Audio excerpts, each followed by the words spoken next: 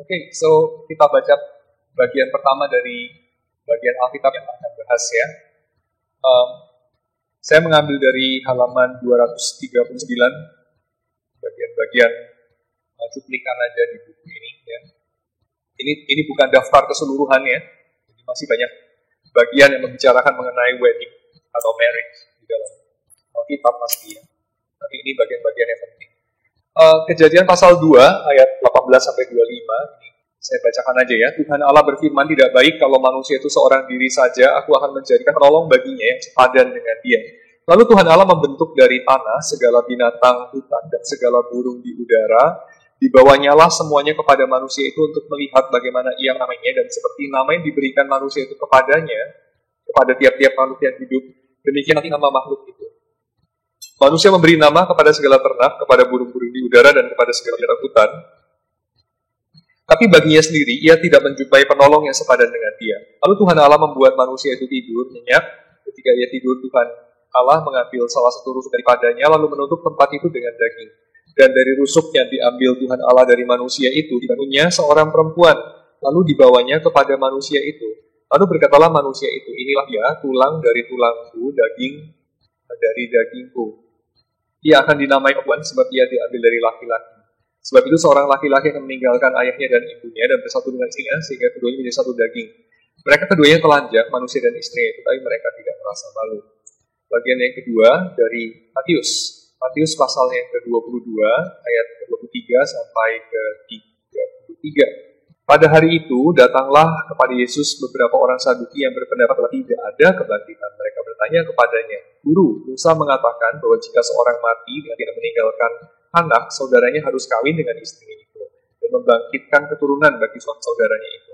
Tapi di antara kami ada 7 orang bersaudara. Yang pertama kawin, tapi kemudian mati, dan karena dia tidak mempunyai keturunan, dia meninggalkan istrinya itu bagi saudaranya.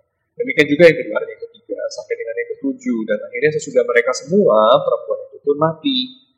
Benar-benar kecil ya, kemungkinan ini kasus beneran ya. Kayaknya ini kasus hipotetis ya.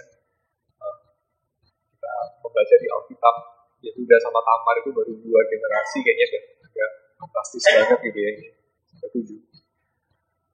Siapakah di antara ke-7 orang itu yang menjadi suami perempuan itu pada hari kebangkitan, sebab mereka semua telah beristri kan dia. Tentu orang Saduki itu mau melakukan reduksio ad absurdum, dan dengan demikian menunjukkan bahwa kebangkitan itu suatu hal yang tidak mungkin. Yesus menjawab mereka, kamu sesat sebab kamu tidak mengerti suci maupun kuasa Allah. Karena pada waktu kebangkitan, orang tidak kawin dan tidak dikawinkan, melainkan hidup seperti malaikat di surga. Tetapi tentang kebangkitan orang-orang mati, tidakkah kamu baca apa yang dikatakan Allah ketika ia bersabda, akulah Allah Abraham, Allah Ishak dan Allah Yakub. Ia bukanlah Allah orang mati, melainkan Allah orang hidup. Orang banyak yang mendengar itu takjub dengan mengadang. Ya, bagian kedua. Bagian ketiga, kita baca dari Markus pasal yang ke-10, ayat 1 sampai dengan 12. Dari situ Yesus berangkat ke daerah Yudea dan ke daerah seberang Yordan. Dan di situ pun orang banyak datang mengerumuni dia, dan seperti biasa ia mengajar mereka. Maka datanglah orang-orang Farisi dan untuk mencoba Yesus, ya, jadi agak mirip juga dengan orang Saduki. Orang Farisi ingin menunjukkan barangkali kebodohan Yesus, kalau orang Saduki lebih ingin menunjukkan kebenaran diri mereka sendiri. Mereka bertanya kepadanya, apakah seorang suami diperbolehkan menceraikan istrinya? Mereka akan pasti tahu jawabannya. Tapi jawabnya kepada mereka, apa perintah Musa kepada kamu? Jawab mereka, Musa memberi izin untuk menceraikannya dengan membuat surat cerai. Lalu kata Yesus kepada mereka, justru karena ketegaran hatimu lah, maka Musa menuliskan perintah itu untuk kamu. Sebab pada awal dunia, Allah menjadikan mereka laki-laki dan perempuan. Sebab itu laki-laki akan meninggalkan ayahnya dan ibunya dan bersatu dengan istrinya, sehingga keduanya itu menjadi satu daging. Ini just copy-paste dari kitab Kejadian, yang tadi kita udah baca ya, pasal 2. Sehingga keduanya menjadi satu daging, demikianlah mereka bukan lagi 2, melainkan satu. Karena itu apa yang telah dipersatukan Allah tidak boleh diceraikan manusia. Ketika mereka sudah di rumah, murid-muridnya bertanya pula kepada Yesus tentang hal itu. Lalu katanya kepada mereka, barang siapa menceraikan istrinya lalu kawin dengan perempuan lain, ia hidup dalam perzinahan terhadap istrinya itu. Dan jika si istri menceraikan suami dan kawin dengan laki-laki lain, ia berbuat zina. Ya. Lalu kemudian bagian yang berikutnya dari Efesus Efesus pasal yang ke-5. Hai istri, tunduklah kepada suamimu seperti pada Tuhan, karena suami adalah kepala istri, sama seperti Kristus adalah kepala jemaat. Dialah yang menyelamatkan tubuh, karena sebagaimana jemaat tunduk kepada Kristus, demikian jugalah istri kepada suami dalam segala sesuatu. Hai suami, kasihlah istrimu, sebagaimana Kristus telah mengasihi jemaat dan telah menyerahkan dirinya baginya, untuk menguduskannya sesudah ia menyucikannya dengan memandikannya dengan air dan firman, supaya dengan demikian ia menempatkan jemaat di hadapan dirinya dengan cemerlang, tanpa cacat atau kerut atau yang serupa itu, tapi supaya jemaat kudus dan tidak bercela. Demikian juga suami harus mengasihi istrinya sama seperti tubuhnya sendiri. Siapa yang mengasihi istrinya, mengasihi dirinya sendiri, sebab tidak pernah orang membenci tubuhnya sendiri, tetapi mengasuhnya dan merawatinya sama seperti Kristus terhadap jemaat, karena kita adalah anggota tubuhnya. Sebab itu, laki-laki akan meninggalkan ayahnya dan ibunya dan bersatu dengan istrinya, sehingga keduanya menjadi satu daging. Ini terus yang recurrence ya. Rahasia ini besar, tetapi yang aku maksudkan ialah hubungan Kristus dan jemaat. Bagaimanapun juga, bagi kamu masing-masing berlaku, kasihilah istrimu seperti dirimu sendiri, dan istri hendaklah menghormati suaminya. Lalu bagian terakhir, saya ambil dari kitab Wahyu. Wahyu pasal yang ke-19. 1, 2, 3. Lalu aku mendengar seperti suara himpunan besar orang banyak, seperti desau air bah, dan seperti deru guru yang hebat, katanya.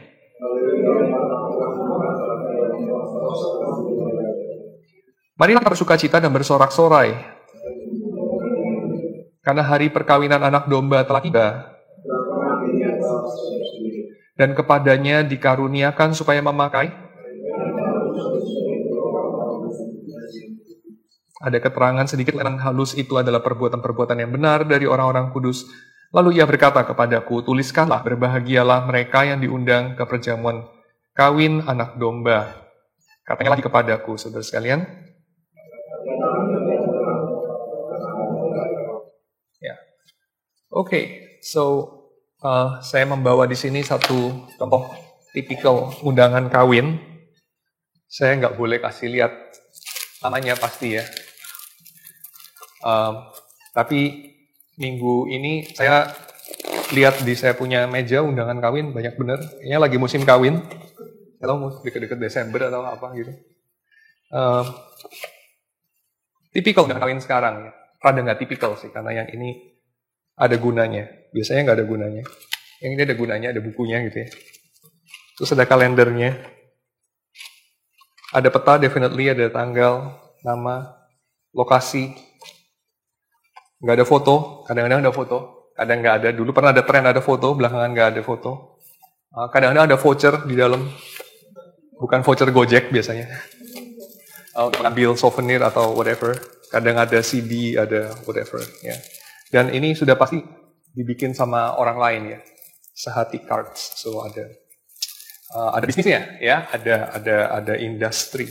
Dan wedding industry ini memang satu industri yang cukup besar kalau kita following the money ya. Kita tahu kalau Anda googling sebentar aja Anda langsung bisa tahu kita sedang berbicara mengenai uang berapa banyak ya, dan memang uang bukan segalanya, tapi uang itu menentukan banyak hal juga. If you follow the money, then you get truth. Sometimes, most of the time, you get where the power lies. Ya, kalau Anda mengikuti uangnya. Karena di mana ada uang, di situ ada kekuasaan. Dan di mana ada kekuasaan, di situ ada penilaian, ya, ada valuasi, ada tempat di mana manusia menaruh hati, menaruh perhatiannya, menaruh penghargaannya. Dan Anda tahu bahwa wedding industry per 2007, menurut si Michael Schlissman ini, nilainya kira-kira $72 billion, ya, worldwide kelihatannya, pada tahun 2007. Lalu saya tadi googling, proyeksinya per tahun 2024 itu $73,6 billion, jadi di atas 1.000 triliun. APBN kita berapa ya? 3.000, 5.000 triliun, 1.000? Ya, hampir se-APBN kita. Enggak, masih kurang ya. Tapi itu wedding industry per tahun, hanya untuk bidang ini, baju weddingnya cewek. Per 2024, baju weddingnya cewek, seluruh dunia, volume bisnisnya itu kira-kira adalah 1.000 triliun per tahun. Cukup gede ya, 1.000 triliun ya. Kayaknya budget negara-negara kecil per tahun kira-kira ya segitulah ya. Itu adalah untuk beli baju putih itu, baju satin yang dibicarakan dalam kitab Wahyu itu ya. yang cuma dipakai sekali biasanya. Ya, kalau nanti dia cerai kawin lagi biasanya pakai baju yang lain. So untuk baju yang dipakai sekali itu orang invest sebegitu banyak di dalam kehidupannya. So definitely ini adalah sesuatu bisnis yang satu urusan. Maksud saya bisnis bukan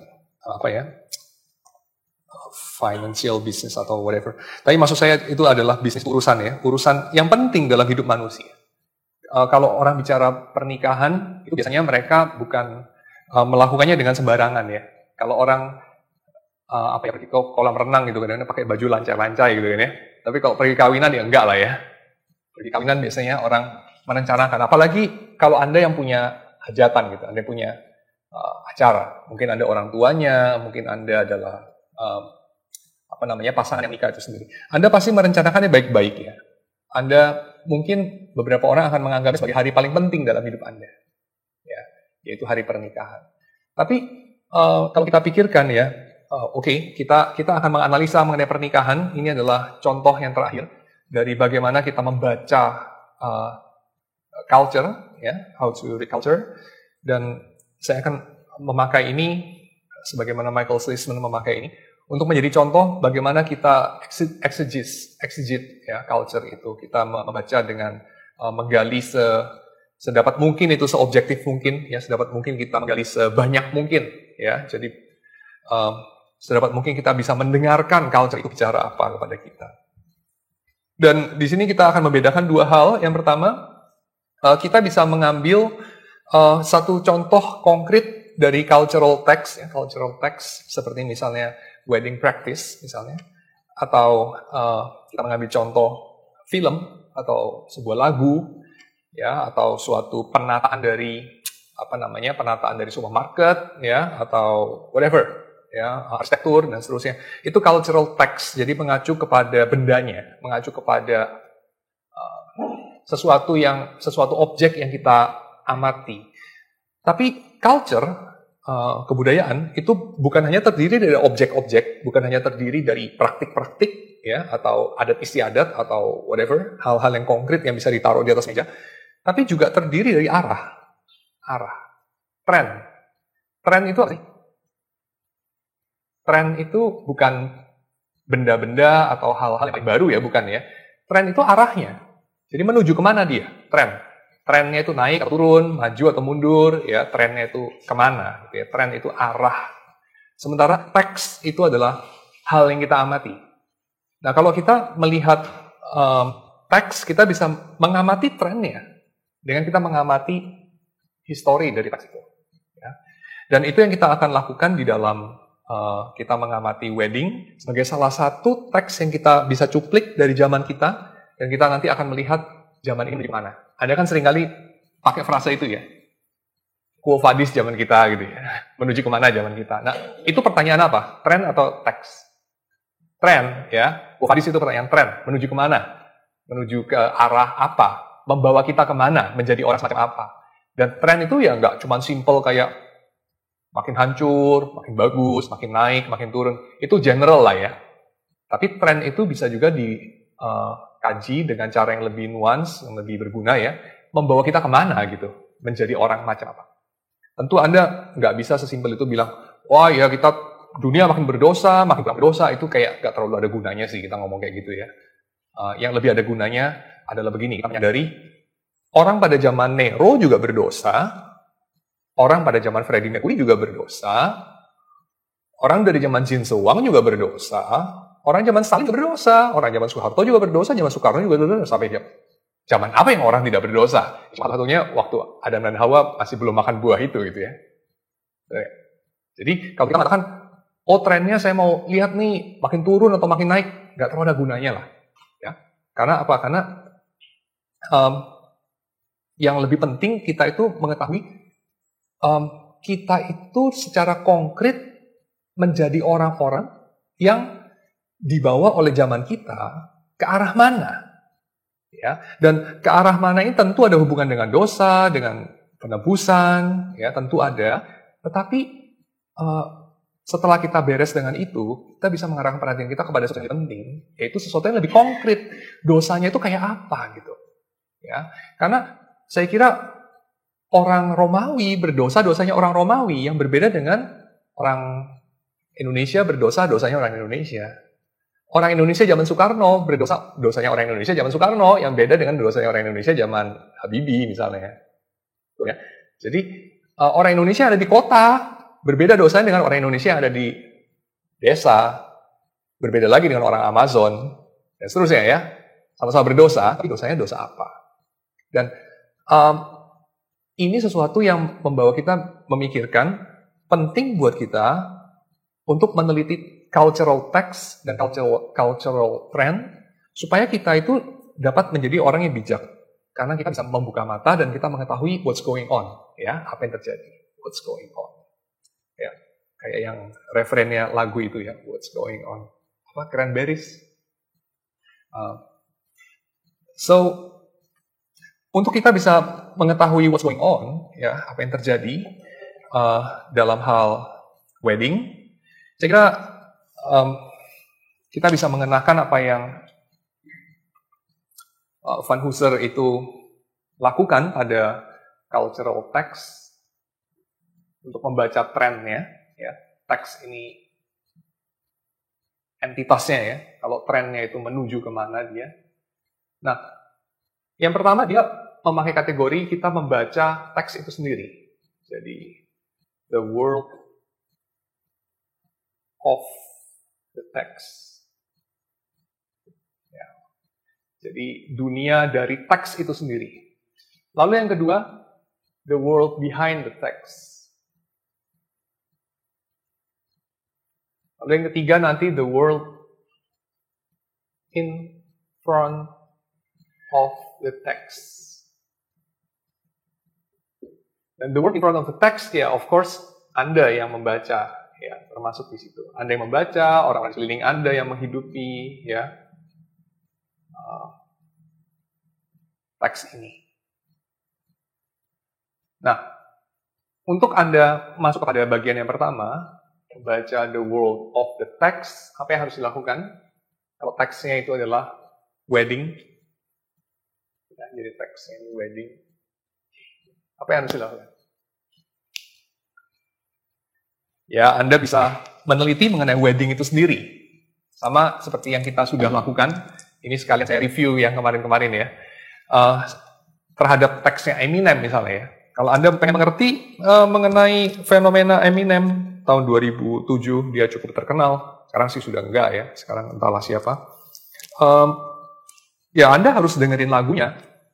Kalau Anda ingin tahu mengenai fantasy funeral, ya Anda harus sampling beberapa contoh fantasy funeral, ya, mengenai transhumanism dan segala macam. Ya, sampling aja, Anda googling, ya, Anda cari di YouTube seperti apa itu fantasy funeral, ya, lalu dan wedding. Nah, kalau wedding rada gampang karena orang Indonesia ini hobi wedding, ya.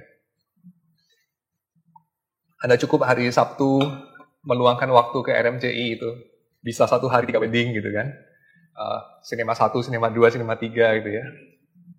Kalau zaman dulu orang suka bawa batu bata dibungkus pakai kertas kado gitu kan. Terus makan gratis gitu ya. So Anda mengamati wedding. Apa yang Anda amati waktu Anda mengamati wedding? The world of the wedding. Ya, Anda bisa mengamati beberapa hal, dia bilang. Misalnya, Anda mengamati undangannya. Kapan Anda menerima undangan itu? 1 minggu sebelumnya? 1 bulan sebelumnya? 6 bulan sebelumnya?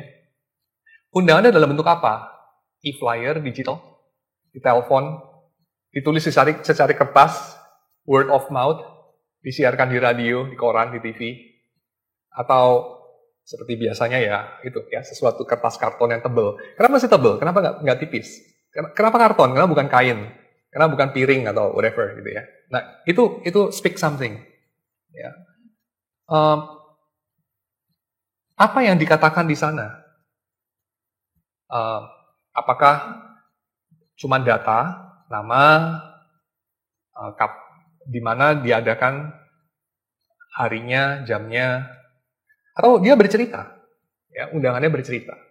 Beberapa undangan ada yang bercerita ya, ada narasinya kan.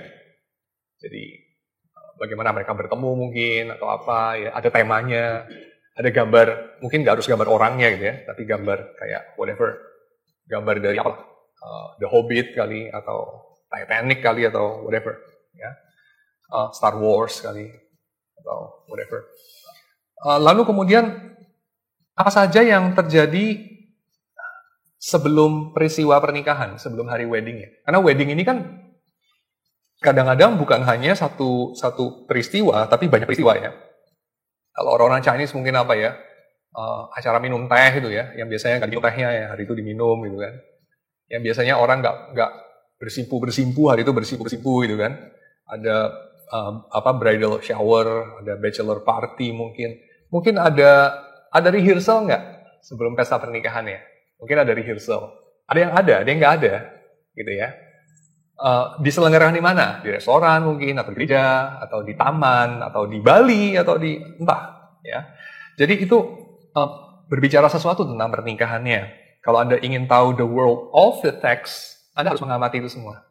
Nggak ada yang bisa menggantikan itu. Kita nggak bisa cuma bilang, pernikahan zaman sekarang. Pernikahannya kayak apa? Banyak macam nih. Anda harus akrab dengan teksnya. Lalu pada saat wedding day, diselenggarakan kapan? Hari kerja, hari Sabtu, hari Minggu. Lalu di mana? Bagaimana itu didekorasi? Tamunya berapa banyak?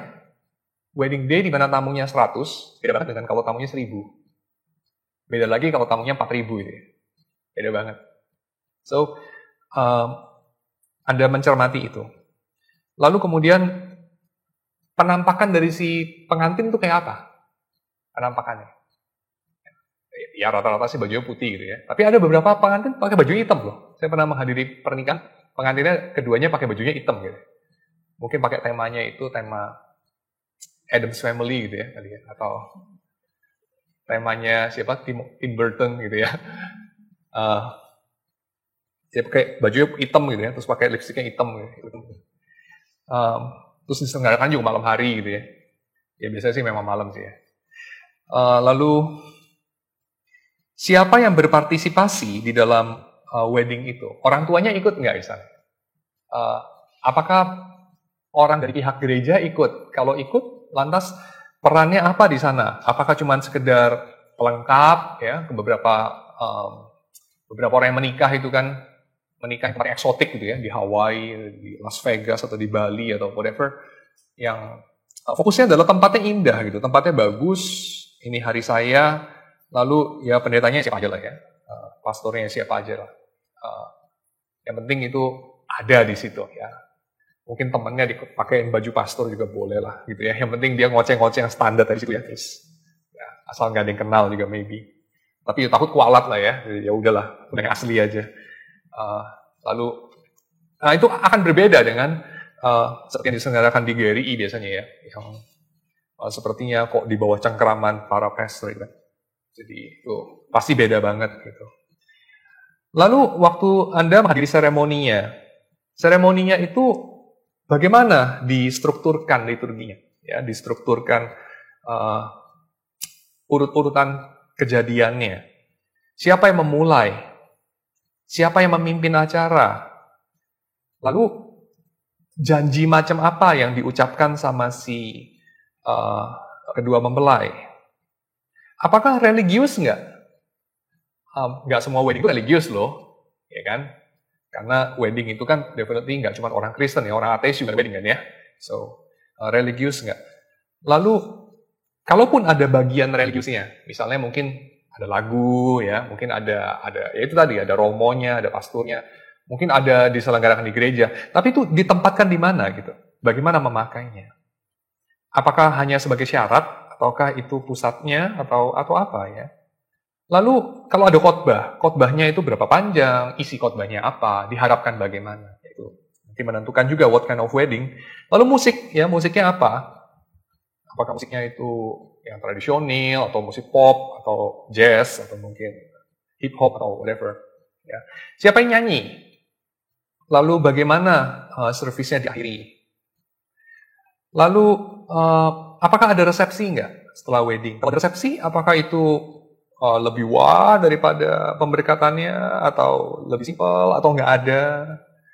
Apakah itu sesuatu yang informal, ya, anak-anak muda yang bermain-main, bodoh-bodohan gitu, atau orang-orang tua yang lebih formal, yang serba jaim, ya, yang seperti apa? Ya. Lalu apakah ada yang pidato di sana, atau just orangnya makan-makan aja gitu, happy-happy aja? Lalu berapa panjang? Kapan si pasangan itu meninggalkan ruangan? Ya, apakah setelah 2 jam, atau dia cuma datang visit, hey ya, have fun ya, terus udah mereka pergi gitu ya? Atau seperti apa? Nah, Anda bisa membanding-bandingkan, mengingat-ingat sekarang wedding yang Anda pernah jumpai, khususnya yang beda-beda gitu ya, ada kompilasi. Lalu Anda coba membaca itu adalah the world of the text. Dan Anda juga bisa untuk berbicara kepada 3 macam orang untuk memahami the world of the text. Yang pertama, orang yang sedang merencanakan pernikahan. Biasanya mereka menganggap semuanya serius gitu ya. Karena mereka yang sedang mau masuk ke dalam penyelenggaraan acara yang mereka baru pertama kali biasanya gitu ya. Agak jarang yang sudah berpengalaman menikah ya. Jadi Anda bisa bicara kepada engaged couples. Lalu Anda bertanya, kamu mau pernikahan yang kayak apa ya? Mengapa kamu mau itu ya? Tanpa Anda memberi penghakiman gitu ya. Karena kalau Anda sudah menghakimi, oh bagus, iya nih anak muda zaman sekarang yang begini gitu ya. Nah, itu mereka nanti cuman just senyum-senyum aja. Atau kenapa begitu ya? Begitu kan nggak bagus, nggak Kristen.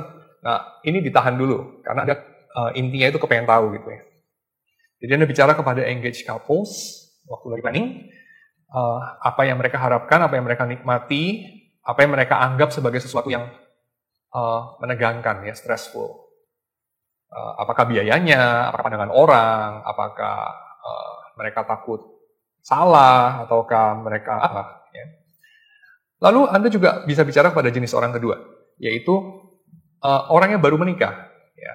Jadi misalnya baru 6 bulan, 1 tahun menikah, waktu mereka menengok ke belakang ya, mereka merasa apa? Kayaknya much ado about nothing, atau sayang ya, kayaknya kok kita mestinya planning yang lebih wah lagi, atau ada yang salah di sini atau apa ya. Waktu mereka melihat-lihat lagi foto-foto pernikahan mereka mikir apa ya? Apakah mereka akan melakukan hal yang sama enggak? Setelah mereka 6 bulan melewati hari pernikahan itu atau setahun ya. Apakah mereka nyesel, dulu tahu gitu ya, pilih yang fotografer yang murah aja gitu ya. Hasilnya kok sama gitu ya. Atau ngapain ya sewa limusin ya begitu mahal ya, cuman pakai berapa menit gitu kan. Pakai Grab aja sama aja kok gitu kan. Keluar juga dari basement gitu ya dan seterusnya.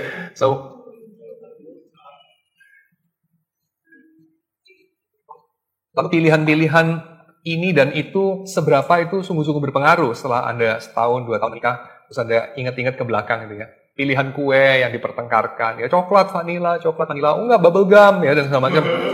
Jadi ngefek nggak tuh ya setelah 2 tahun ya, kayaknya maybe juga udah lupa ya. Lalu kemudian Anda juga bisa bicara pada orang jenis ketiga, para profesional, ya wedding planner, pastor yang udah menikahkan orang itu kayak menikahkan anjing aja gitu ya, maksudnya kayak udah biasa banget gitu ya, udah hari-hari gitu. Nah. Mereka punya perspektif apa tentang hari itu ya, wedding itu? Barangkali just business lah ya, just kerja sehari-hari lah ya. Show must go on gitu. Apakah mereka mendeteksi ada pattern nggak?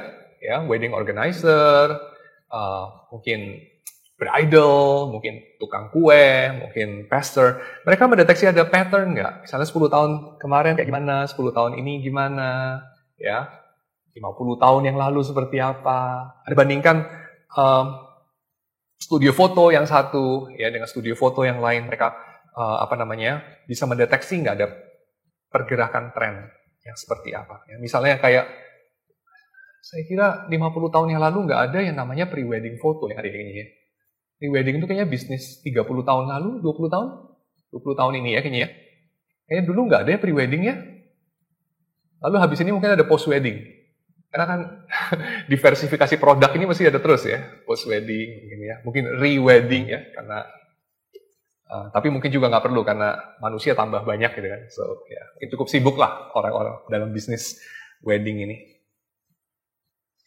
Lalu orang-orang profesional ini yang menangani wedding ini, mereka ada concern nggak? Mereka ada mempertanyakan sesuatu nggak? Ya, tentu biasanya mereka kurang aman juga ngomong ya kalau sesuatu yang agak negatif. Tapi kalau dibikin suasananya aman, nggak ada penghakiman, mungkin mereka punya concern sesuatu. Ya, ini terlalu banyak resource dihabiskan untuk sesuatu yang nggak gitu penting, atau mungkin ini mestinya lebih diperhatikan sisi ini, kurang penting ini, ya kita kurang mementingkan hal ini. Mestinya kue itu lebih penting misalnya gitu ya. Kue itu jarang diperhatikan, gitu ya. Cuma makan kuenya rasanya kurang misalnya dan seterusnya, atau apapun gitu ya. So Anda bisa mewawancarai orang-orang itu ya dari 3 lapis ini, yang sedang merencanakan, yang sudah melewati, dan penyelenggara. Dan Anda bisa mewawancarai mereka untuk melakukan 2 hal. Yang pertama, Anda melakukan investigasi yang menyeluruh, ya. Jadi mendapatkan data sebanyak-banyaknya. Dan kedua, Anda coba untuk mempraktikkan hermeneutic of charity. Jadi hermeneutic of charity itu apa?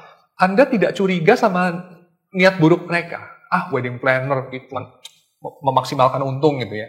Atau pihak gereja cuma ini aja merasa terpojok, makin nggak relevan di antara dunia modern, jadi sok penting ya, maka mengharuskan ikut kursus menikah ini, ikut kursus ini premarital counselingnya 8 kali, 16 kali, 32 kali gitu ya, setahun, nanti 3 tahun, nanti post marital counseling, apalah, bikin sehingga posisi gereja jadi penting misalnya gitu.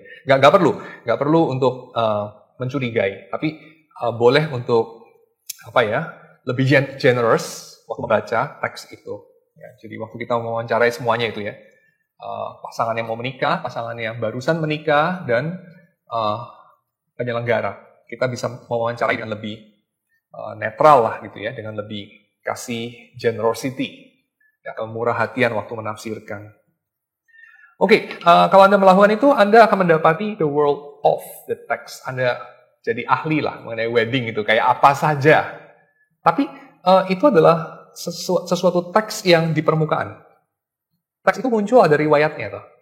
Nah, riwayat ini perlu research yang lebih mendalam. Jadi Anda perlu research dunia di belakang teks itu. Kok bisa pernikahan itu sampai hari ini jadi seperti ini? Misalnya, kenapa yang cewek pakai bajunya putih, yang cowok hitam? Rata-rata kan gitu ya. Ada varian sih, yang cowok abu-abu, yang cowok coklat. Tapi rata-rata lebih tua, yang cewek putih. Kenapa nggak dibalik misalnya? Yang cewek pakai baju coklat, yang cowok putih misalnya gitu ya. Atau kalaupun cowoknya pakai putih, biasanya ceweknya putih juga gitu ya. Nggak ada cowoknya putih, ceweknya pakai hitam gitu. Nggak ada kan. Kenapa? Lalu kenapa baju menikahnya cewek itu kayak ekornya, yang gede-gede gitu ya. Kenapa mesti gitu? Itu ada filosofi apa? Dulu begitu nggak misalnya? 100 tahun lalu, 200 tahun lalu. Itu baju apa sih yang dipakai untuk pernikahan modern?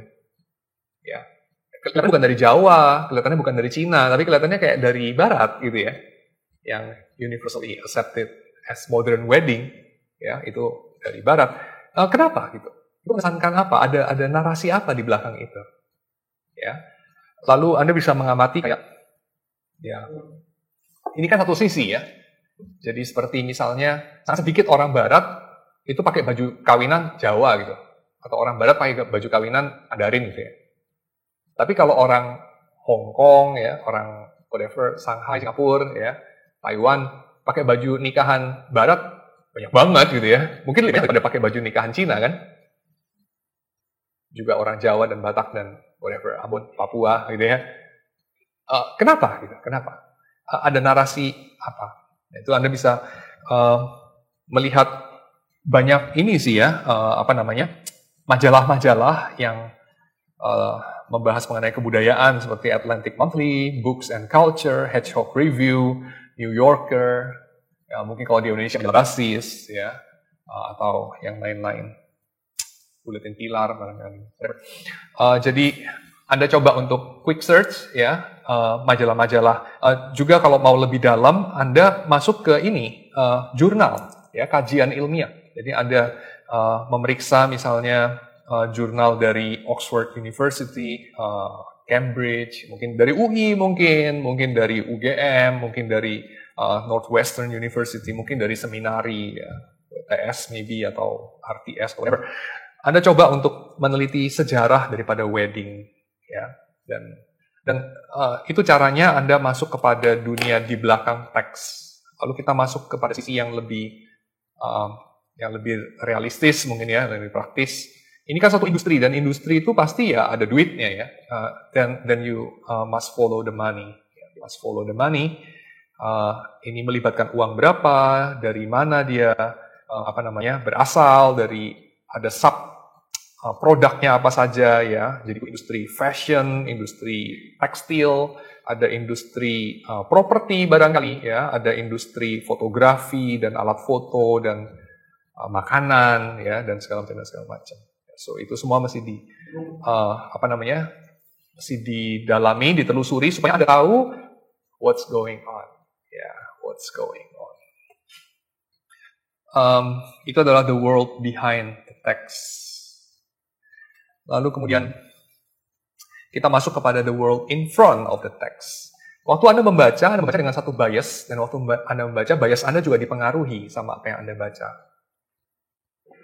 Bias Anda bisa dikonfirmasi, bias Anda bisa difalsifikasi. Ya, waktu Anda membaca suatu teks, Anda akan terpengaruh oleh teks apa yang Anda baca itu. Dan untuk ini, kita perlu mengamati sisi yang lain daripada pernikahan. Yang kita amati bukan sesuatu yang objektif, seperti waktu kita mengamati the world of the text. Waktu the world of the text, Anda mencatat saja, ya, apa yang mereka laporkan, ya. Anda just jadi pengamat yang, ya, quite netral lah. Ada hold judgment, ya. Demikian waktu Anda meneliti sejarahnya, ya, the world behind the text, Anda juga hold judgment. Tapi waktu Anda meneliti the world in front of the text, Anda meneliti reaksi-reaksi subjektif. Ya, reaksi-reaksi subjektif dari diri Anda dan dari diri orang lain. Jadi di sini jangan menahan perasaan, ya, jangan malu untuk mengutarakan opini, utarakan saja, ya, opini, perasaan. Menurut saya bertele-tele, ya udah nggak apa-apa, tulis bertele-tele, ya, tulis, catat. Dan juga reaksi orang lain, ya. Jadi kita memeriksa pada tahapan ini dampak daripada teks ini terhadap pembacanya. Ya, pembaca dari teks kebudayaan itu, ya, manusianya. Ya, misalnya ada yang menemukan, wah, saya seneng banget deh wedding, gitu, ya. Kenapa? Karena makan gratis, ya, makannya enak, ya, orang-orang baju bagus, gitu kan. Jadi saya seneng, ya. Biasanya tempatnya juga cukup adem, ya, nggak kepanasan dan seterusnya. So, maybe seperti itu. So Anda catat saja, ya. Lalu kemudian Anda melihat apa yang dianggap penting dan apa yang kurang diperhatikan dari aspek-aspek pernikahan itu. Lalu misalnya Anda akan mengamati sampai pada poin ini. Ini saya ambil dari artikelnya, ya, bahwa ketika kita melihat pada separuh belakang dari abad ke-20, itu status daripada pernikahan itu agak menurun, ya, diminish. Misalnya urusan menikah itu seberapa penting, dan juga urusan menikah itu seberapa awet. Itu agak menurun tuh, ya. Pernikahan setelah abad ke-20 pertengahan ke sana itu semakin luntur lah, ya, mengenai gengsinya. Jadi kayak orang menikah itu nggak terlalu penting-penting banget sebetulnya. Lalu kedua itu juga mengenai keawetannya, nggak gitu awet juga pernikahannya. Tapi kalau kita lihat tren daripada wedding itu trennya naik loh. Ya. Coba Anda lihat deh album-album pernikahan dari mama Anda, ya, mama, papa, kakek, nenek, ya. Kayaknya zaman dulu orang kawin itu kayaknya lebih simpel gitu, ya. Benar nggak sih? Papa mama lu kayaknya kawin, ya, hubungi tukang foto setempat gitu kan, foto kampung gitu, ya, pakai kamera film yang kalau ada masalah dengan kameranya, ya udah gitu, ya, gelap, ya udah minta maaf aja gitu kan. Kalau zaman sekarang kayaknya wah banget, ya. Udah setiap orang bisa ambil foto pakai handphone gitu kan. Terus fotografernya juga mungkin pakai alat-alat yang canggih-canggih. Nggak cukup 1, 2, 3, 4, 5, 9 ya dan seterusnya. So dan albumnya dan apa macam. Menikah itu makin hari makin sophisticated ya. Betul nggak? Dan juga makin efisien jadi makin murah juga untuk bikin yang sophisticated. Kalau zaman dulu kayak wah lu siapa ya lu ya Lady Diana gitu baru bisa kayak gitu ya. Zaman sekarang kayaknya siapa aja bisa lah ya. Mungkin begitu kan. Karena jadi lebih murah karena udah industri ya, industri massal. Jadi lebih murah gitu. So wedding itu kualitasnya naik, tapi marriage kualitasnya ini nggak senaik itu, maybe even agak turun ya. Dan ini kita bisa amati ya, the world in front of the text. Lantas mengapa? Kita bisa bertanya mengapa. Dan untuk mengamati itu kita bisa bertanya metaforanya apa ya? Apa metafora yang dipakai untuk wedding? Ada dua hal yang Michael Sisman ajukan di sini. Yang pertama, metaforanya adalah lifetime party, atau yang kedua, special day for Cinderella. Ya. Jadi, dan saya kira ini mungkin ada benernya juga.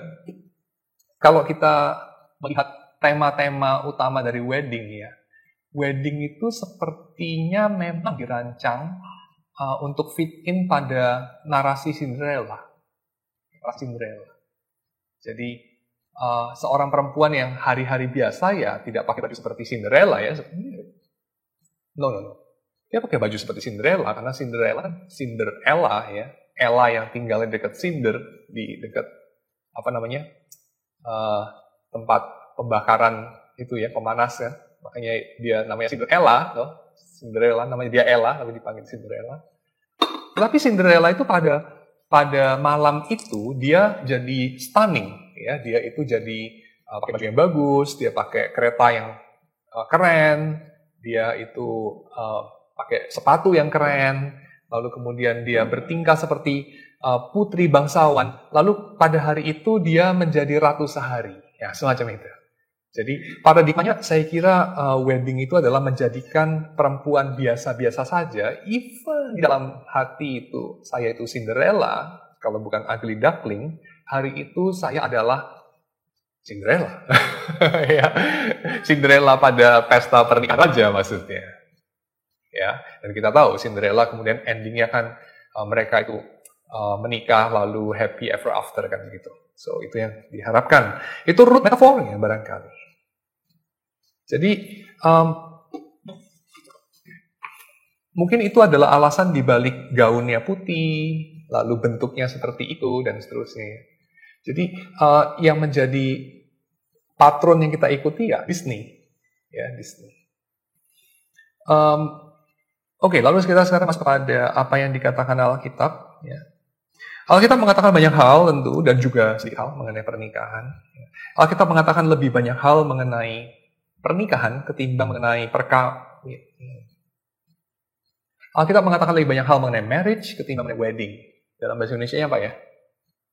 Marriage, wedding, pernikahan, hari pernikahan gitu ya.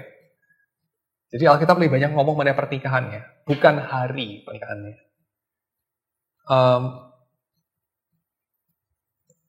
Dan kalau kita mau mencari di dalam Alkitab apa yang dikatakan tentang pernikahan atau hari pernikahan, maka kita nggak bisa mencari cuma pakai kata kunci wedding, tapi kita juga masih melibatkan konsep-konsep yang ada di sekelilingnya. Misalnya covenant, lalu mengenai anak-anak, lalu mengenai perceraian, lalu juga mengenai seksualitas, lalu juga mengenai keluarga, ya kesetiaan barangkali, dan seterusnya. Baru kemudian kita bisa sampai kepada bagian-bagian yang lebih substansial, di mana Alkitab ngomong mengenai pernikahan. Lalu kita akan terheran-heran karena Alkitab tidak memberitahu kita liturgi pernikahan itu mestinya seperti apa. Ya. Konseling pranikah itu ada nggak di Alkitab misalnya? Ada nggak di Alkitab konseling pranikah? Harus diadakan berapa kali? 8 kali, 16, 32, 64? 2 pakat berapa? Nggak ada ya. Lalu liturgi pernikahan itu gimana? Ada penatuannya, maju ke depan, nyalain lilin. Lilinnya 3 atau 4 atau 5 atau 7. Nggak dikasih tahu ya. Itu bikinan kita lah. Lalu janji pernikahan itu mesti kayak apa? Ada nggak di situ janji pernikahan di Alkitab, di Mazmur berapa gitu ya? Mungkin ambil dari Kidung Agung mungkin atau whatever. Enggak ya, itu enggak dari Alkitab kok ya. Kita bikin aja sendiri, kita dari tradisi. Kita akan mengetahui bahwa di dalam Alkitab memang nggak banyak bicara mengenai wedding soalnya. Tapi Alkitab bicara mengenai marriage, dan yang dibicarakan tadi kita udah baca ya, bahwa marriage itu sesuatu yang apa namanya, yang penting posisinya, karena Tuhan sendiri yang memulai waktu Hawa dibawa kepada Adam. Lalu kemudian dari satu buku yang didedikasikan mengenai kehidupan erotis dalam pernikahan, ya, buku Kidung Agung, ya, itu banyak orang yang merasa seperti ini kenapa bisa ada buku NC-17 atau rated ratingnya itu kok ada di Alkitab gitu ya. Jadi mereka langsung bilang itu Kidung Agung itu ini loh ya, simbolik mengenai ceritanya kasihnya Tuhan sama gereja gitu kan. Ya benar juga, tapi itu baru separuh ya. Separuh yang lainnya itu nggak simbolik gitu. Itu betul-betul menceritakan mengenai kehidupan romantis, kehidupan erotis daripada pasangan yang diceritakan. Itu perayaan tentang seksualitas dan erotisme dan sesuatu yang baik ya, yang Tuhan berikan tempat dalam Alkitab dan juga seharusnya dalam pernikahan. Ya. Lalu juga dalam Matius kita melihat bahwa pernikahan itu temporary. Jadi pertama pernikahan diinisiasi oleh Tuhan dan inti daripada pernikahan itu adalah persatuan. Sama kayak inti relasi kita dengan Tuhan itu apa? Persatuan. Ya, union with Christ. Bukan bahwa kita diselamatkan, bukan bahwa kita itu dari hukum, bukan bahwa kita itu jadi lebih super, ya, jadi lebih beruntung, jadi lebih bahagia, bukan. Tapi kita dipersatukan dengan Tuhan. Jadi kamu diselamatkan itu apa intinya? Wah, nggak dipanggang di neraka, ya oke, bagus. Tapi itu sampingan kayak wedding, kamu udah wedding, kamu paling senangnya apa gitu ya? Paling senangnya wedding bisa difoto ganteng gitu, biasanya difoto jelek gitu ya, difoto ganteng karena ditouch-up pakai Photoshop gitu. Itu sampingan banget gitu ya. Saya diperhatikan ya, biasanya saya masuk ruangan, saya pulang kayak saya teriak-teriak, nggak diperhatiin gitu ya. Hari itu saya diperhatiin loh gitu kan. Jadi kayaknya happy gitu wedding. Kalau bisa diulangi gitu kan, karena diperhatiin. Itu ceperan banget gitu ya. Karena intinya wedding adalah apa? Union with your husband, union with your wife. Kurang lebih sama ya. Intinya weddingnya antara dengan gereja apa? Union with Christ. Ya. So itu. Jadi marriage itu adalah tentang union. Pertama, yang kedua marriage itu adalah mengenai sexuality and spirituality. Dan yang ketiga marriage itu temporary, ya temporary. John Piper ada tulis buku yang judulnya provokatif ya, Our Temporary Marriage. Dia bilang temporal, menikah itu temporal karena akan berakhir waktu kamu mati. Ya berakhir itu.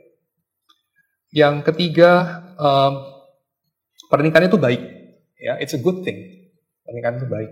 Yang kelima, itu adalah sesuatu yang tidak merujuk pada dirinya sendiri. Jadi pernikahan itu tidak penting dalam dirinya sendiri. Pernikahan itu adalah penanda seperti kata-kata, seperti kalimat, ya, yang merujuk kepada realitas di luar diri. Pernikahan bukan untuk pernikahan. Pernikahan itu untuk merujuk kepada relasi manusia dengan Kristus.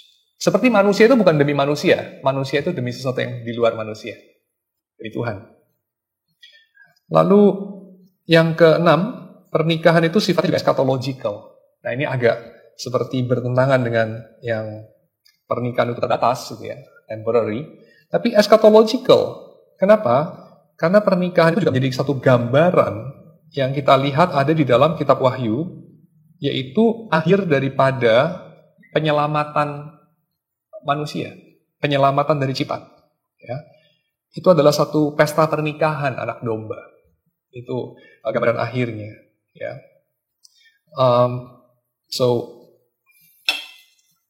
Hal-hal ini yang kita jumpai Alkitab katakan mengenai pernikahan.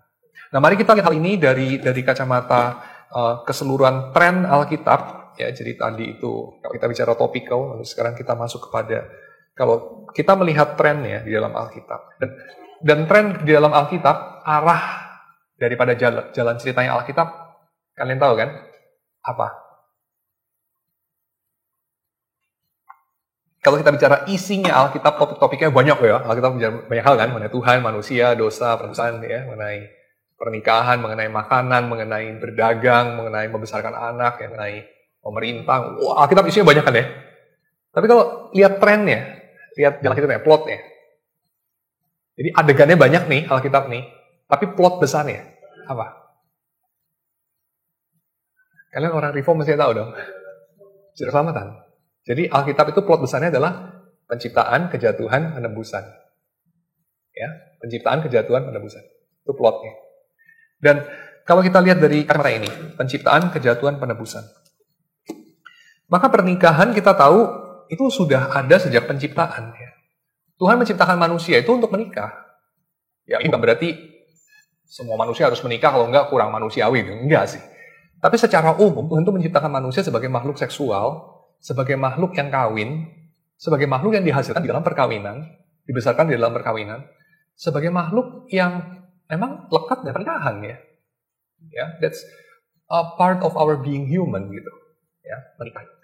Itu sebabnya Paulus kemudian mengatakan dia mengutuk orang-orang yang melarang orang kawin gitu.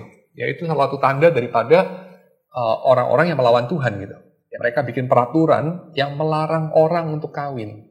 Itu tidak natural karena part of created nature, ya, created order itu adalah orang itu menikah. Orang itu dilahirkan lewat pernikahan. Ya. Makanya sekte-sekte yang melarang orang menikah, ya, ada beberapa sekte seperti itu ya. Saya punya satu buku kumpulan utopia, jadi orang-orang utopis deh. Salah satu sektenya itu ada di Amerika tuh. Amerika tuh kumpulan banyak sekte sih memang. Ya. Karena itu kan the land of free and home for the brave. Jadi banyak sekte berlindung di negara itu awal-awal begini. Nah, salah satu sektenya itu mereka itu bikin kursi bagus banget. Kalau tidak salah nama sektenya The Shakers. Jadi mereka itu menjaga sangat kebersihan. Jadi di gedung-gedung mereka bersih semua, bagus. Dan mereka itu terkenal punya kursi-kursi yang dibikin dari kayu rose, ya, rosewood yang ringan, halus, sangat dedicated, keren banget. Jadi kursi-kursi mereka itu sampai ini hari masih awet, sudah ratusan tahun, masih ada yang dijual, bisa beli di eBay. Kursinya Shakers, ya, tentu ada banyaknya palsu, tapi yang asli ya kira-kira $4.000 gitu satu kursi, agak mahal. Tapi sekte itu sekarang udah nggak ada. Sekte itu udah nggak ada. Kenapa udah nggak ada? Karena salah satu ajaran mereka adalah mereka mengatakan orang yang sempurna itu nggak kawin. Gitu. Jadi kalaupun di antara mereka ada yang menikah gitu ya, dan mereka menikah mereka tidak berkembang biak gitu, karena mereka menganggap kalau nggak berhubungan seks itu lebih baik gitu. Ya, jadi akhirnya ya sektenya dwindling ya, karena orang yang join juga nggak jadi makin banyak dan akhirnya habis sektenya. Semacam itu. So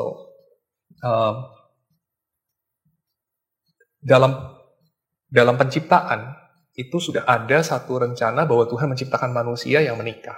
Ya, jadi pernikahan ada tempatnya di sana. Tapi pernikahan ini juga seperti hal baik lain dalam kehidupan manusia, seperti makan dan minum, dan memiliki, dan membangun, dan mengatur, dan menguasai, dan menyelidiki, dan whatever yang lain, menjual, membeli, ya. Itu menjadi buruk juga. Jadi menikah itu tadinya baik, tapi kemudian menjadi buruk. Ya, kita tahu apa itu menguasai yang tadinya baik itu jadi buruk. Menguasai yang tadinya baik itu ya memimpin seperti Tuhan memimpin dunia ini, baik. Tapi memimpin jadi buruk. Nama memimpin yang buruk itu adalah menindas, memanipulasi, ya, mengeksploitasi, menghisap. Itu memimpin yang buruk. Nah, menikah yang buruk seperti apa? Menikah yang baik itu adalah begini kan, aku bagi engkau, engkau bagi aku. Dan kita bagi Tuhan. Seperti Tuhan bagi kita. Tapi menikah yang buruk adalah ini. Aku bagi aku, kamu bagi aku. Ya. Atau aku tahu bahwa seharusnya aku bagi engkau, tapi aku pakai ini sebagai token untuk bargain. Aku bagi engkau selama engkau bagi aku. Atau aku kutawarkan diriku bagi engkau untuk membeli dirimu bagi diriku. Dan tentu saja aku bagi aku. Tuhan juga bagi aku juga. Nah itu sesuatu yang buruk yang dirayakan dalam pernikahan. Ya. Aku sudah beri ini, kamu beri aku apa? Pernikahan di mana masing-masing orang menginginkan untuk memenuhi kebutuhan sendiri. Ya. Aku ini butuh untuk ditemani, aku ini butuh untuk dimengerti, aku ini butuh untuk diakui, aku ini butuh untuk diberikan alasan untuk aku itu bisa bangga sama diriku. Aku ini butuh banyak hal, ya, butuh untuk punya istri yang bisa dibangga-banggakan kemana-mana dan seterusnya. Lalu dia ingin memenuhi kebutuhan itu lewat apa? Lewat pasangannya, ya. Dan itu adalah relasi yang menunjukkan kejatuhan dari pernikahan. Ya. Jadi bukan relasi yang diwarnai dengan mengasihi orang lain seperti diri sendiri, tapi mengasihi diri sendiri lewat orang lain.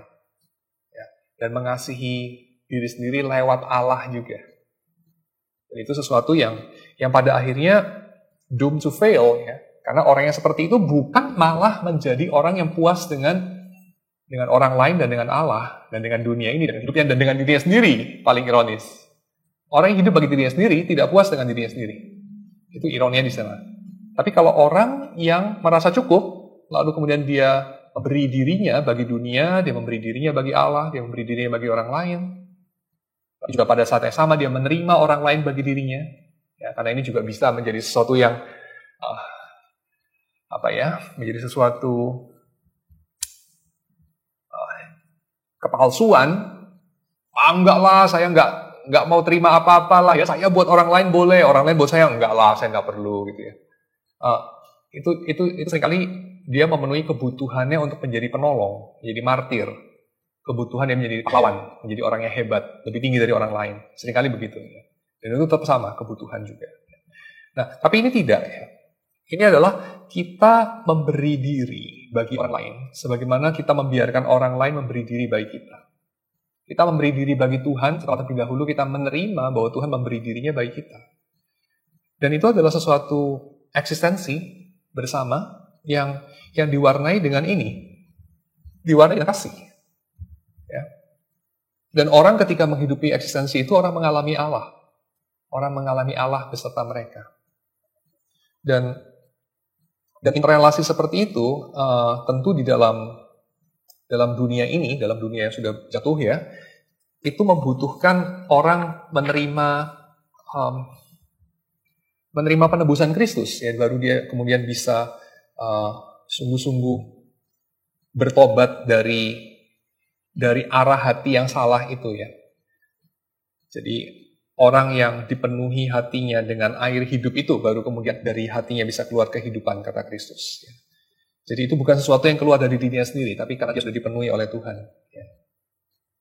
Lalu dengan begini, ketika kita melihat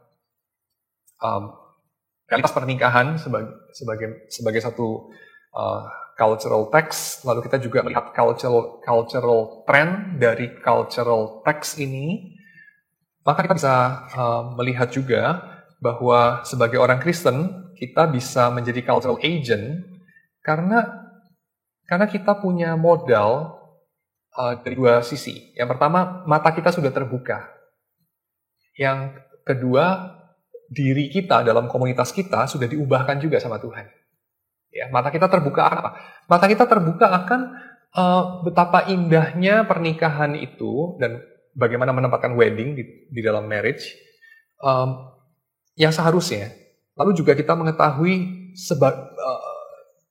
bahwa di dalam penebusan Kristus kita mengerti kita dapat untuk menerima seberapa dalam realitas itu sudah jatuh. Kalau kita tidak menerima pengampunan Kristus, saya kira kita tidak akan berani menerima itu. Kita tidak berani menerima kenyataan bahwa kita jatuh sedalam itu. Ya, kenapa? Karena kita ada kebutuhan membenarkan diri sendiri. Kita ada kebutuhan untuk, masa sih kita sejelek itu ya, nggak mungkin lah, itu terlalu negatif gitu. Kita ada kebutuhan untuk membagus-bagusi diri sendiri gitu loh. Kenapa? Karena kita nggak bisa menanggung hidup dengan keadaan dunia dan diri sendiri seburuk itu. Tapi kalau di dalam Kristus kita menerima belas kasihan, kita tahu bahwa kita berani untuk mengakui seberapapun busuk realitasnya. Ya, sehingga kita matanya juga lebih terbuka terhadap fall, tapi mata kita juga lebih terbuka terhadap betapa radikalnya kasih Tuhan kepada pendosa. Ya, mata kita lebih terbuka terhadap betapa dalamnya cinta Tuhan buat kita. Jadi waktu mata kita makin terbuka terhadap kebaikan Tuhan dalam ciptaan, pada saat yang sama kita juga makin meratap waktu melihat kejatuhan. Tapi pada saat saya kita juga semakin bersyukur akan penebusan Tuhan yang ternyata lebih besar daripada yang saya kira gitu. Ya, itu semua interrelated dan itu membuat kita melihat pernikahan juga lebih realistis. Ya. Dan waktu kita melihatnya dengan lebih realistis, kita menjadi anjing yang melihat pelangi. Ya, kita menjadi manusia dalam dunia ini yang secara natural, ya, secara otomatis kita melihatnya secara berbeda, ya, berbeda banget gitu. Karena orang-orang di luar Kristus tidak punya modal untuk melihat dari sudut pandang yang sebegitu mengerikan, tapi juga sebegitu berpengharapan. Ya. Mereka tidak bisa menerima 3 hal, yaitu dari keterciptaan, betapa dependent kita itu terhadap Tuhan. Kita nggak bisa terima itu, karena kita kepengen independen. Dari segi kejatuhan, kita nggak bisa menerima bahwa ternyata kita seburuk itu. Enggak lah, nggak seburuk itu lah.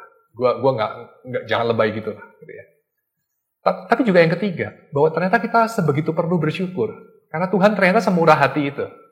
Ya, kita juga tadinya nggak bisa menerima itu. Ya, karena enggak lah, gue nggak butuh kemurah hatian sampai sedalam itu. Enggak, utang gue cuma 100 dinar aja. Bukan 10.000 talenta. Kurang lebih itu yang kita katakan. Ya. Tapi sewaktu kita menyadari seberapa mulia manusia diciptakan, seberapa dalam kita sudah jatuh, dan seberapa besar kasih Tuhan buat kita, maka kita punya modal untuk melihat pernikahan sebagai salah satu bagian dari realitas hidup manusia yang paling penting ya, salah satunya. Karena coba Anda pikir ya, kepada siapa Anda benar-benar jadi diri Anda?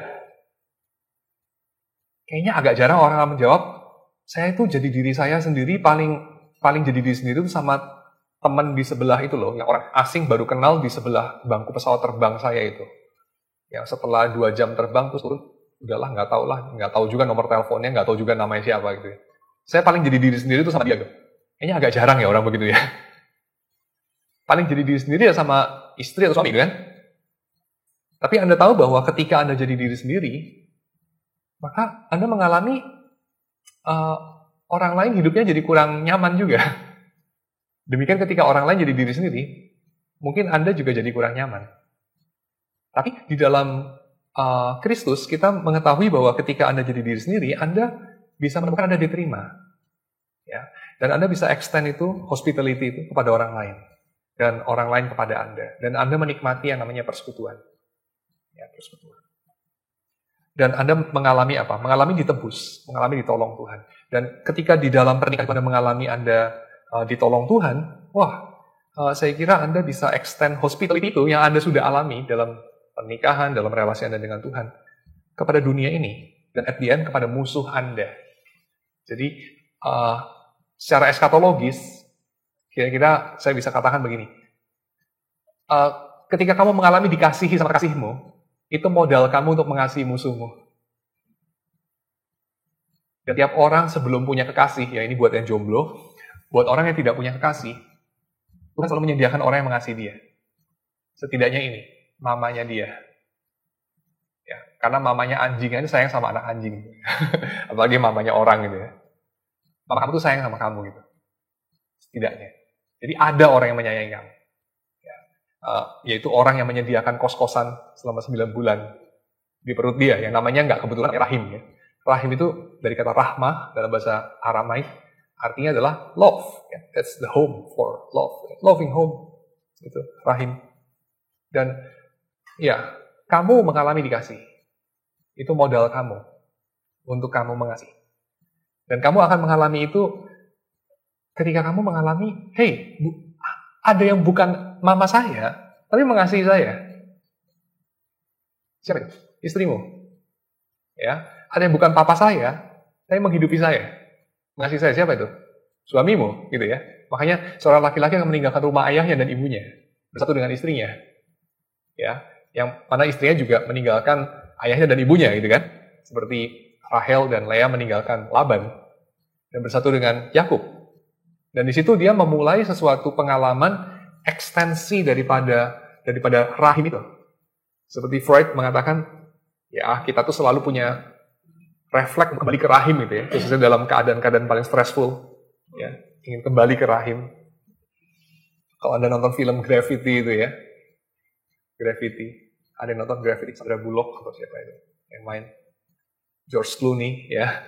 Jadi waktu dia nyasar di luar angkasa gitu ya, terus pemain ceweknya tuh balik ke kapsul pesawat yang ternyata sebagian besar udah katastrofis ya, udah hancur. Terus digambarkan dia floating di situ di luar angkasa dengan posisi fetal ya, fetal position, kayak bayi dalam kandungan itu. Sudah jendelanya gitu ya. Itu simbolik banget lah. Jadi orang itu dalam kondisi stressful ingin kembali ke rahim ibu, tapi ibunya udah terlalu tua, dia nggak bisa balik ke situ ya, kayak Yesus katakan kepada Nikodemus ya. Tapi orang bisa mengalami ini, dia dilahir barukan. Ya, sehingga dia kembali ke dalam rumah, yaitu cinta kasih Tuhan. Dan dia bisa extend rumah itu ya, feel at home itu, dia bisa extend hospitality itu. Hospitality itu adalah apa yang menjadikan space menjadi home, ya, space menjadi loving place. Dan hospitality itu dia bisa ekstensikan sampai ke ujung bumi, sampai membuat musuhnya pun merasa kerasan di situ. Dan orang yang merasa kerasan di situ, dia akan menjadi bukan lagi musuh, tapi musuh itu akan jadi teman. Terus akan jadi fellow, ya, di mana bahagiamu bahagiaku, duka citamu duka citaku. Ya. Orang itu diubah bukan lewat kekerasan, orang itu diubah lewat cinta kasih. Ya. Dan itu yang Tuhan lakukan pada kita, dan itu yang Tuhan ingin kita lakukan pada musuh kita. Tapi terlalu jauh kalau loncatnya ke sana, maka Tuhan kasih itu yang lebih gampang, yaitu apa? Orang yang kamu pilih sendiri. Orang yang di matamu itu paling lovable, huggable, kissable. Ya, kalau enggak lu sebel dari awal gitu kan. Tapi lama-lama lu sebel juga gitu kan. Tapi still okay. Kalau dia aja lu lama-lama sebel, apalagi musuh lu gitu ya. Maka lu dilatih lah pelan-pelan. Dari yang paling huggable, kissable, ya, lovable, sampai kepada yang least huggable, kissable, lovable, yaitu musuh lu yang dari lihat mukanya tuh pengen muntah gitu kan.